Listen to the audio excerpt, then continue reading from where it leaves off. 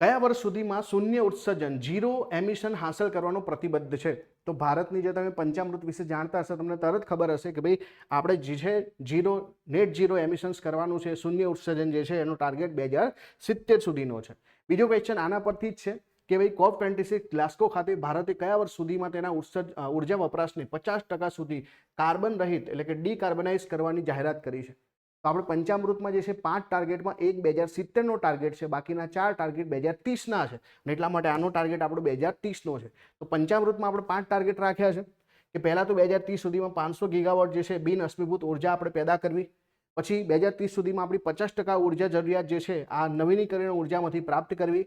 બીજું કે કાર્બનનો જે ઉત્સર્જનમાં 1 અબજ ટનનો ઘટાડો કરવો અને 2030 સુધીના અર્થતંત્રમાં કાર્બનની જે તીવ્રતા એમાં 45%નો ઘટાડો કરવો 2005ના સ્તરથી.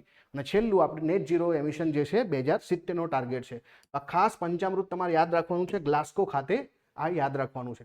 ત્રીજો ક્વેશ્ચન આના પરથી જ છે કે ભારતની પંચામૃત પ્રતિજ્ઞા કોના સાથે સંબંધિત છે? તો આપણી પંચામૃત કોના સાથે સંબંધિત છે?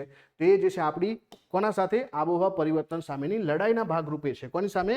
આબોહવા પરિવર્તનની લડાઈ સામે. તો 3 ક્વેશ્ચન જે છે એક સાથે કરી શકાય.